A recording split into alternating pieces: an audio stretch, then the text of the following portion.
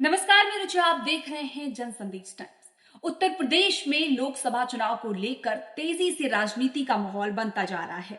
Bharatiya Janata party की ओर से 75+ का नारा लगाया जा रहा है, तो वहीं समाजवादी पार्टी समेत अन्य विपक्षी दल भी पिछली बार की तुलना में अपना बेहतर प्रदर्शन करने की योजना बनाने में जुटे हुए हैं।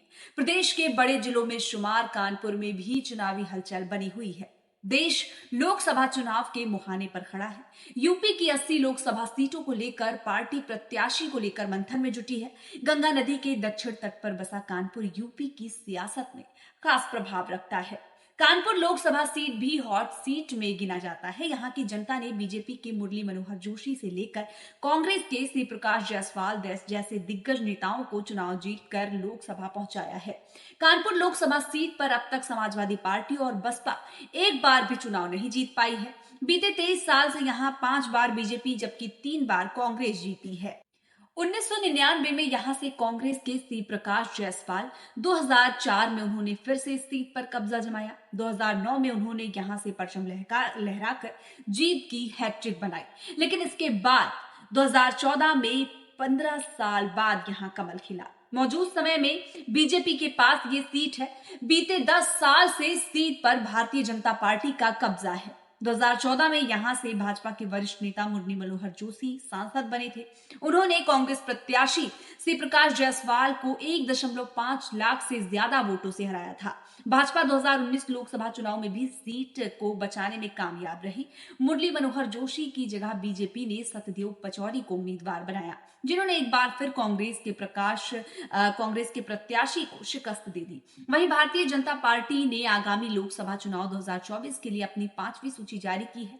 कानपुर नगर सीट को लेकर चल रही कयासबाजी पर पार्टी हाईकमान ने रमेश अवस्थी के नाम पर मुहर लगा दी है।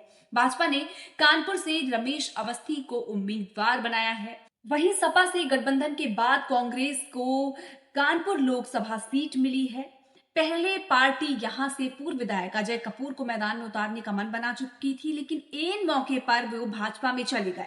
इस परीक्षा में अखिल भारतीय कांग्रेस कमेटी के अध्यक्ष आलोक मिश्र सफल हो गए। कानपुर नगर संसदीय क्षेत्र के जातिगत समीकरण को देखें तो इस क्षेत्र को ब्राह्मण बाहुल्य क्षेत्र कहा जाता है। ब्राह्मण वोटर्स की संख्या करीब 7 है और ये चुनाव में अहम भूमिका निभाते हैं। मुस्लिम वोटर्स की भी अच्छी खासी संख्या है। इस सीट पर 5 लाख से अधिक वोटर्स हैं। इनके अलावा दलित और अन्य पिछड़े वर्गों की संख्या 2 लाख से अधिक है। इस बार चुनाव में एक बार फिर मुकाबला कड़ा होने के आसार हैं। विपक्षी दल अपनी ओर से मजबूत चुनौती पेश करने की योजना में लगा हुआ है, जबकि बीजेपी की कोशिश है कि इस बार हैट्रिक लगाने की कोशिश जो है वो बीजेपी की तरफ से की जा रही है। आपको बता दें कि बीजेपी 10 साल से कब्जा जमाए हुए है। एक बार फिर से बीजेपी कानपुर में कमल खिलाना चाहती है, तो कांग्रेस और सपा भी कोई कसर नहीं छोड़ना चाहती है। हम देखना बेहद दिलचस्प होने वाला है कि क्या विपक्ष इस बार बीजेपी को मात देता है या एक बार फिर कानपुर में कमल खिलेगा।